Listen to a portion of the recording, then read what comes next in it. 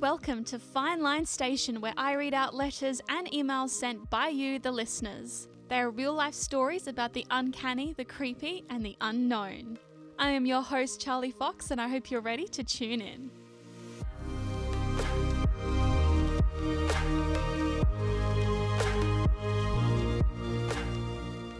Good afternoon, everyone. I hope you're having a good end of April and staying warm as it cools down. Today we have an email sent in by Lacey. She would like to share the story of her friend May and her unexpected obsession with the moon. Lacey states in her email that it might be too obscure and random for me to share, but I disagree. Sometimes these types of seemingly normal, if not a little odd stories are the ones that stick with you the most. So with that, let's take a wander through Lacey's story. We all have that one friend who takes photos of everything, right? For me, it was my long-term friend, May. We met at the start of high school, but it wasn't until the last few years we became close friends. May is far more outgoing than me, so a lot of the time I was dragged along to various things she wanted to do and try. Sometimes it was a new restaurant to try food, or other times it was the botanical gardens blooming for spring. We even went to a few art exhibitions, which I would have definitely not gone to myself, but ended up having fun.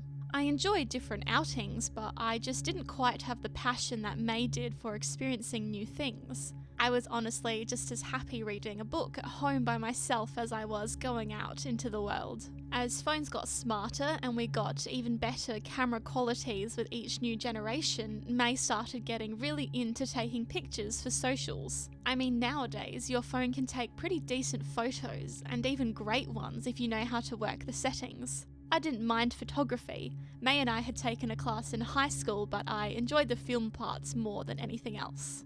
May loved being able to take multiple pictures with a digital camera, but I liked the limit of film. You had to be mindful of what you took photos of, lest you ran out of slots. I always wanted to get myself a film camera, but it always slipped my mind when I had spare cash.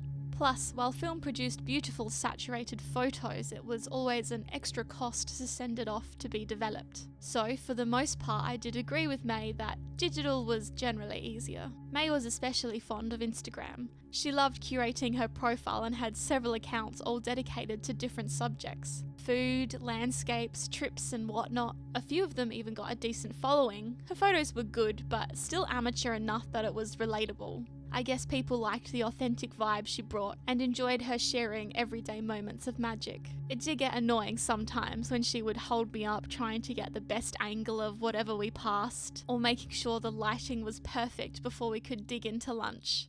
I made snarky comments now and then, but honestly it didn't bother me too much. She was clearly passionate about her hobby and it didn't affect me enough to stay bothered by it. As long as she was happy, it was easy for me to shake my head with a smile and wait for her to be finished. We didn't plan for it, but we both ended up at the same local university.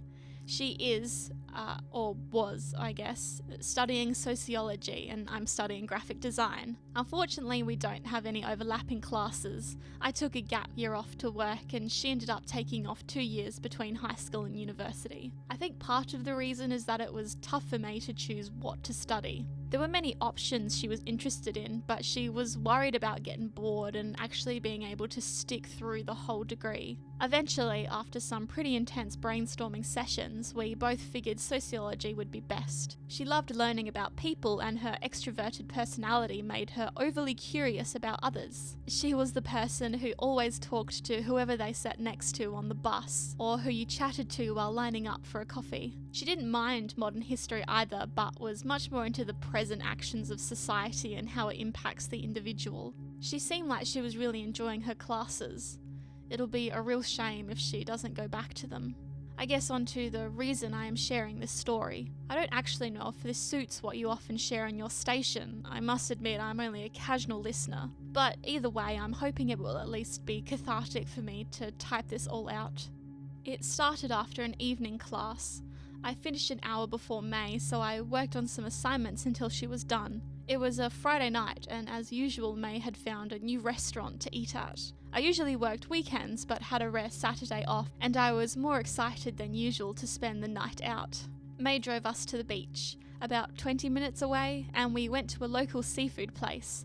The night was warm, but not too hot, and while a little pricey, the food was delicious. Neither of us were ready to head home after, so instead we went for a stroll along the beach. May had lived near the beach with her family growing up, so she was used to spending weekends and evenings playing in the sand and jumping over waves. I hadn't grown up super far away, maybe about 40 minutes, but neither of my parents were fond of it, so we didn't go often. It was still a bit of a novelty for me to be able to go whenever I had the time.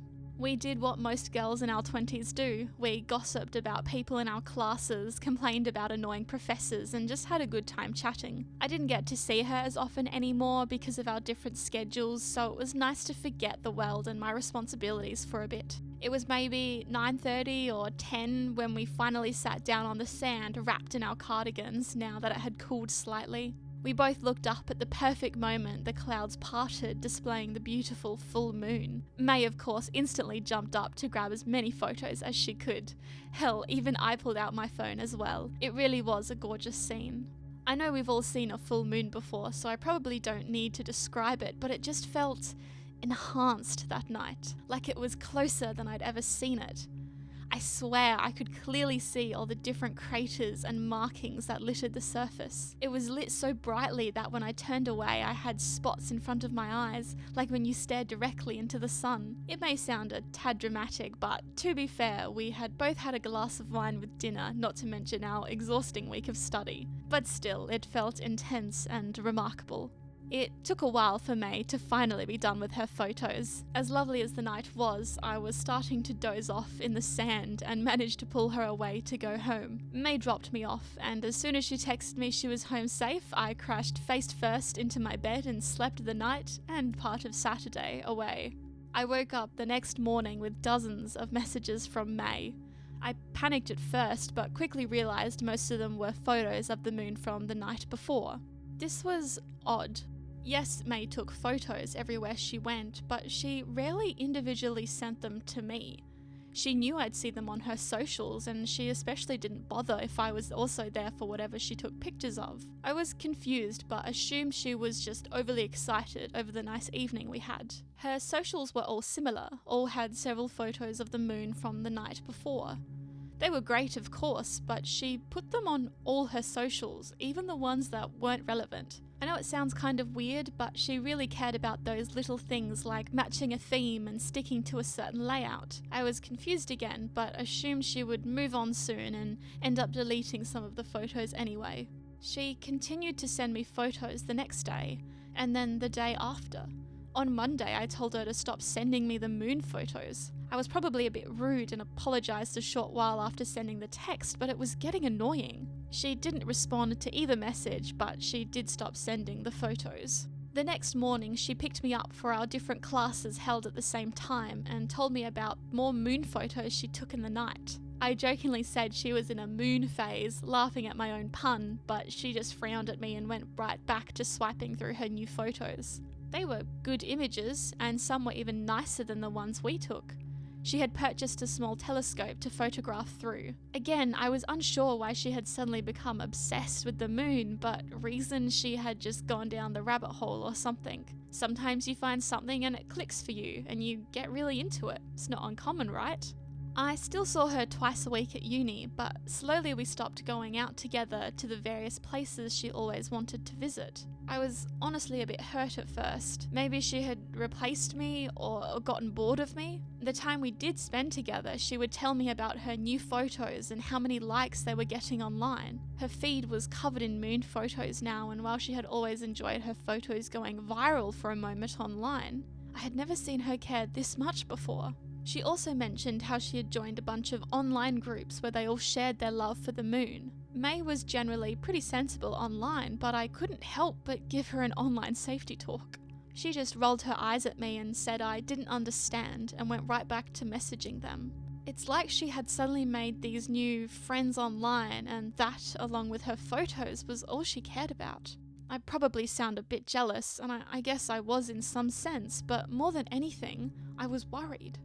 A month passed since that night on the beach, and she was barely sleeping with dark shadows under her eyes every time I saw her. I also found out from her classmates that she was skipping far too many of her classes. One night, she even called me in a panic because she had gone out and bought a very expensive camera. She had used some emergency funds her dad had given her, and he was very angry with her. I tried to calm her down and told her to just return the camera and have a talk with her dad. She responded that there was no way. One of her friends in the social group suggested the camera and that it was a great way to capture and share the moon's presence.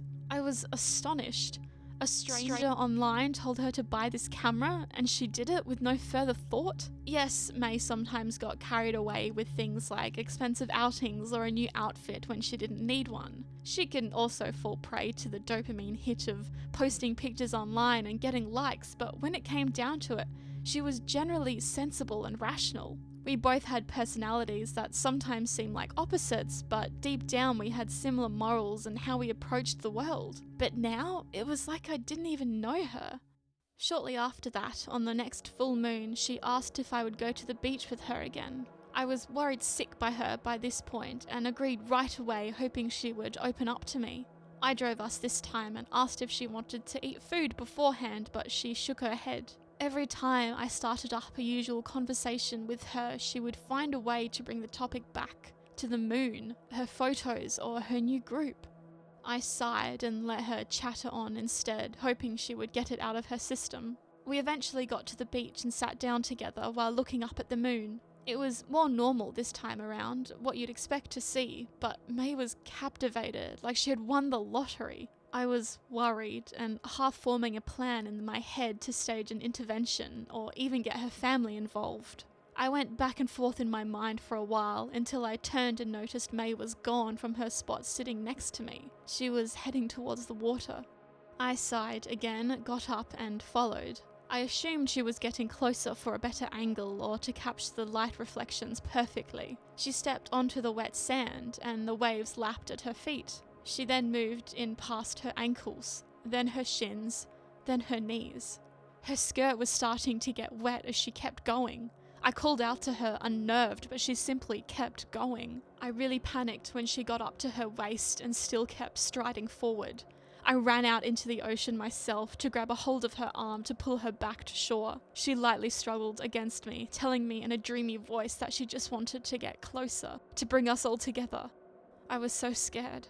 I wrapped her up in some spare picnic blankets I had in the car and drove straight to her house. Apparently she hadn't even let her dad know she was going out, so he was waiting for us at the porch. All hesitancy left me as I pushed the bundled May towards him and told him what happened. He looked just as exhausted as I felt. He nodded and thanked me and told me he was going to get help for May. I'd turned around and made my way back home. Even with a hot shower that evening and crawling into my warm bed, I still had goosebumps late into the night. It's been another month since then. Her dad let me know that she has deferred from university for now and has been getting professional help. They think she had some kind of nervous breakdown, her anxiety or stress got too high, and she had developed unhealthy OCD symptoms. They told me it wasn't my fault I didn't notice sooner. Some people are just really good at hiding it. I don't know what is worse, that I either just didn't notice my best friend was so troubled, or that it really was as instantaneous and unnatural as it seemed. I think they've since confiscated most of her devices. Her socials remain unchanged.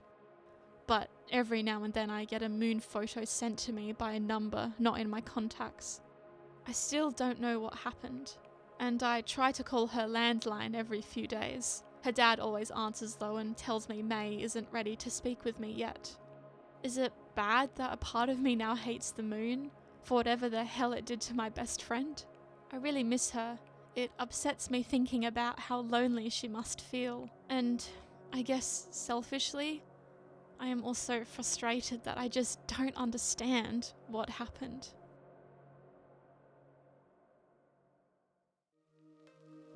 And that brings us to the end of today's story. Thank you for sharing that with us, Lacey. I can't imagine how hard it would be to watch a friend go through something like that. I hope you don't blame yourself. Whatever was happening, it sounds like you've done all you can. I must admit, it's interesting that the night sky has been brought up again like this. It reminds me of the story sent in by Gabrielle about their friend Danica. An unexpected obsession that came from nowhere.